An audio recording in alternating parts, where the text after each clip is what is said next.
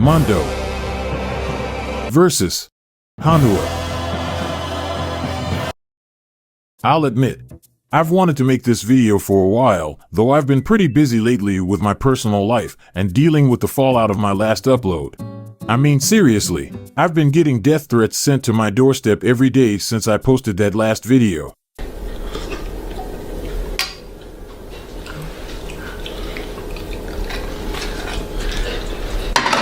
What the hell is that? What you mean? To make up for that vid, I wanted to cleanse my sins a little by discussing one of the most heated topics in the community.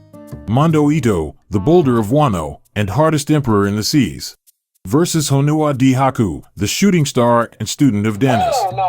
Both characters are currently deceased in the manga of One Piece, and it doesn't look like any dead duchy miracles are about to bring them back.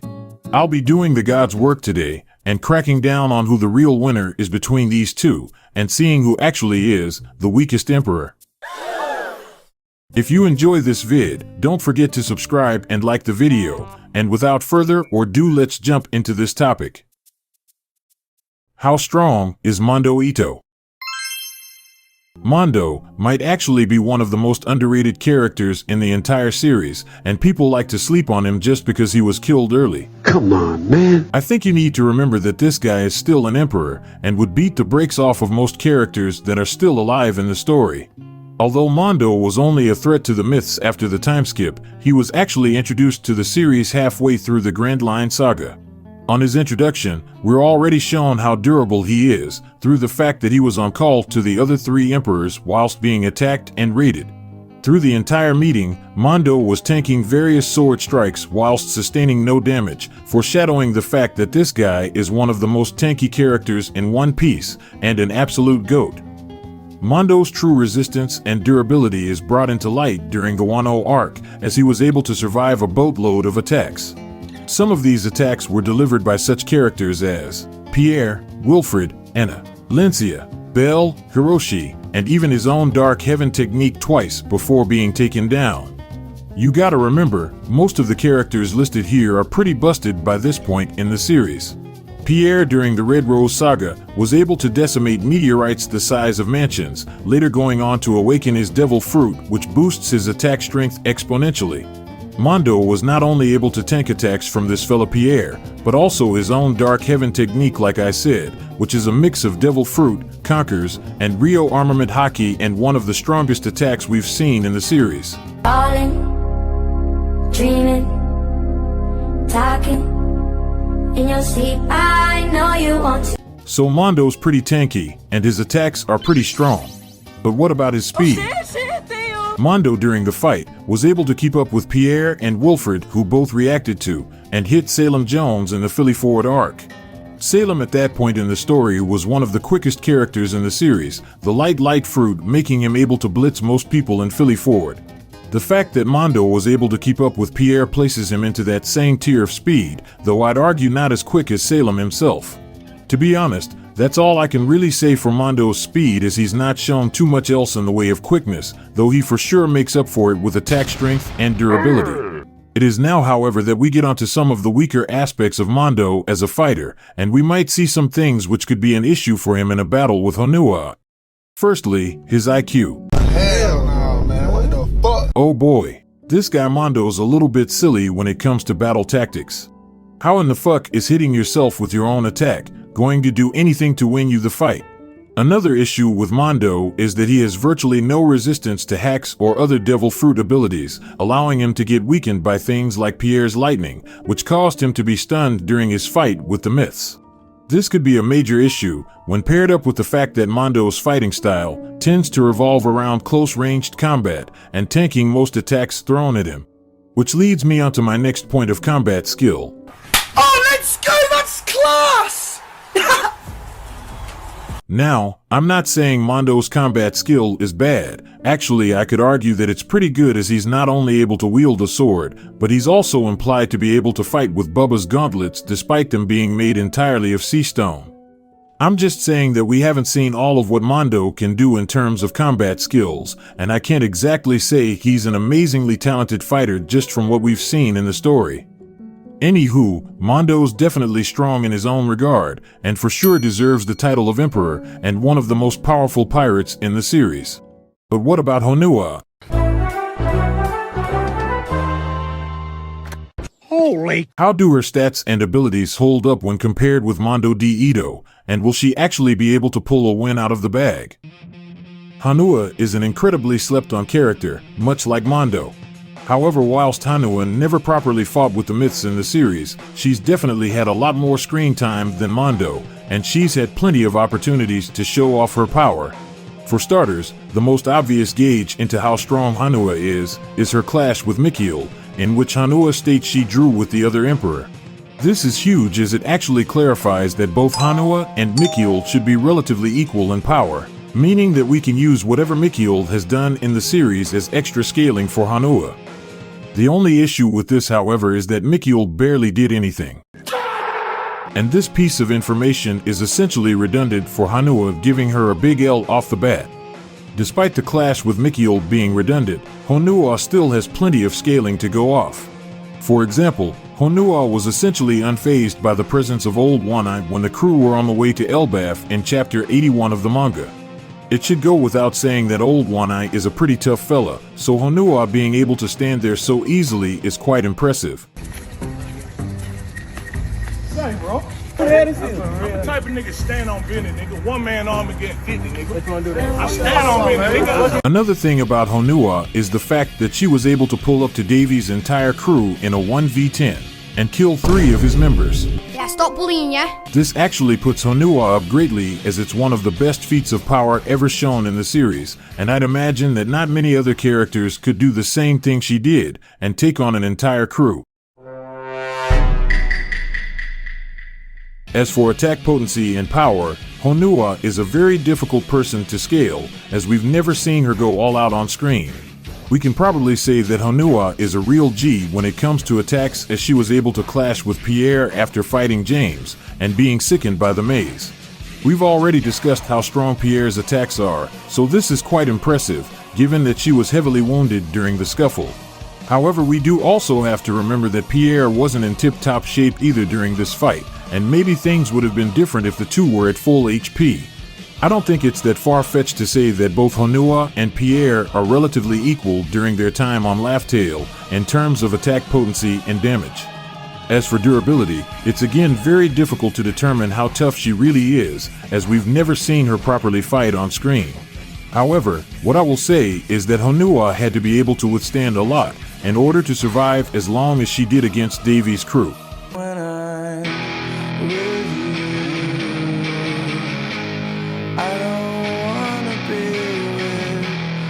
Being able to survive against Davy's entire squad for an hour is fucking insane, given how Mondo's battle canonically lasted for about 20 minutes against not even all of the myth pirates. Obviously, I'm not saying that Honua's durability is better than Mondo's or anything, though I think it's actually pretty close, all things considered. As for speed from Honua, I unfortunately don't have much to say in this category. Again, I'll mention that she kept up with Pierre on Laugh Tale, though as I just said, he was not in mint condition during that clash, and it's not really much of a feat for the Emperor. Yet again, Honua has not really shown too many things hacks-wise that could help her out in a one-on-one battle. With the powers of her Star Fruit, she can obviously shoot various star-based projectiles, whilst also being able to heat up her skin to the temperature of the sun. This is actually kinda crazy, as it gives her attacks way more lethality, and definitely makes her one of the most dangerous opponents in the One Piece verse. As for skills, everybody and their parents know that she was trained by Dana's the GOAT, and her fighting style and skill should be very similar to the top one dog, if not maybe even greater. Calm down. Being trained by Dana's is actually more impressive than you might initially think, as this means that Honua's hockey levels are bound to be crazy. If Dana's is able to output huge amounts of armament hockey, even when on Old Watch, and train Pierre, who was later able to overpower Davy Jones with Conkers alone, then imagine what Honua is capable of at her prime. Now I'll be honest, I don't know where or how this is possible, but Oda did confirm recently in an SBS that Honua has actually got Rio armament hockey. Given that she has no ties or affiliations with Wano, and the fact that Danis himself doesn't have it, I'm not sure where Honua seemed to learn this ability from, though I'll take Oda's word for it and move on. Because of the fact that Honua has Ryo armament, and Mondo was beaten with basic haki, this should make Honua a little more effective against Mondo, all things considered. But who would actually win between these two emperors? After covering a few of their strengths and abilities, I think it's safe to say that Mondo would have greater durability in the fight, and he'd be able to tank a lot more attacks than Honua ever could. In comparison to this, Honua would have the edge over Mondo in speed, reflexes, and basketball skill. Mondo might be able to take a lot more damage than Honua, though her speed should be able to keep her in the fight, as she'd be fast enough to avoid a lot of Mondo's attacks and possibly counter with some of her own. Due to Mondo's fight being so short, we never got to see what his stamina was really like, though we could argue it would be pretty high as he's a very skilled warrior who's had to constantly train his body. Because of this, I can't exactly give Honua the edge in stamina here, even if her fight with Davy did last an hour whilst getting jumped by multiple people. But I think the biggest win condition all revolves around one very important thing. Hiroshi Hanzai's tattoo. For those of you who aren't familiar, or just need a general reminder, Hiroshi's tattoos were able to grant special abilities once he awakened his fruit, and these abilities were sought out by Mondo, who essentially forced Hiroshi to give him one. Mondo's tattoo is by far the strongest one we saw during the arc, as it grants him the special ability to constantly increase his durability with seemingly no limitation or strain. Now this is a pretty crazy power, which puts Honua on the back foot quite a bit. However, it's even more busted when you realize that this can only be stopped by Hiroshi Hanzai himself, or someone who can imitate his devil fruit. The only downside of the tattoo is that it takes Mondo a long time to increase his durability, and it has to be done over quite a long period of the fight in order for it to reach a point where it's unstoppable. So, if Mondo can activate this ability and increase his durability enough, will that win him the fight? Well, the answer to who wins this entire duel actually lies in one very important arc of the story. That's right, Laugh Tale is an incredibly intense island in the manga, which features a lot of serious character moments and lore. But one thing Laugh Tale also gives us is the resurrection of one of the most powerful pirates in the series, Appin, who spends majority of the arc fighting some weak old man. Oh my god, he's him! He's him! During this battle, Wilfred has to summon various different characters using the wine gum packet, and one of these characters happens to be Mondo Ito. Now, the important part of this is that we see Mondo here in his full form, completely hardened by Hiroshi's tattoo, which allows him to tank both Appin's radiation, but also his own Dark Heaven technique, which he couldn't before. As I mentioned at the beginning of this video, Mondo's Dark Heaven technique is actually a majorly slept-on move which is infused with all types of shenanigans, and being able to tank this attack completely is wild. You may have noticed that I didn't actually cover who had stronger attacks, Mondo or Honua, and I'll mention that now, as Appin is essentially the measuring stick for them both. When Appin first takes over Apollo's body, he appears to Pierre and Wilfred seemingly without having any damage done to him at all. It's heavily implied, however, that Honua did actually try to stop Appin right after this transformation, as there were audible screams and attack sounds from Honua and the rest of the crews present. If Honua was doing no major damage to Appin, yet Mondo's Dark Heaven was able to push him into his second phase, then I think it's safe to say that Mondo actually has the leg up in attack potency, and has overall stronger moves than the shooting star. It's because of this fact that I feel as though Honua would unfortunately lose this battle. If Mondo has greater attack strength and probably equal stamina to Honua, then it's not looking good for the Hoku fans, especially considering that Mondo's durability only increases over time as the fight goes on. This would mean that Honua would need to end the fight and kill Mondo within the first stages of the battle, otherwise he'd essentially grow way too durable and she'd be pretty fucked. Whilst her speed should be pretty good, I don't think she's even that much faster than Mondo to begin with, as both of their scaling just comes from Pierre, and therefore it makes no sense for one character to be drastically faster than the other.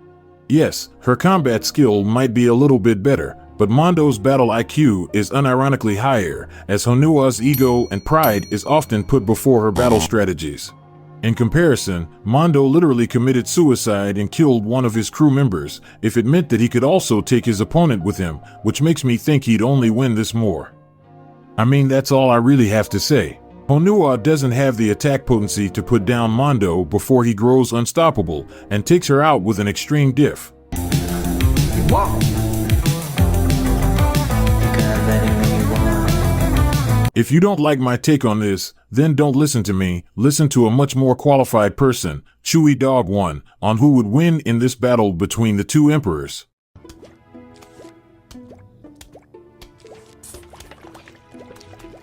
Mondo. This is amazing to see. This is why he's the GOAT. Anyway, that's pretty much the end of the video. If you enjoyed, don't forget to smack the like button really hard and stay posted for some more great content in the future.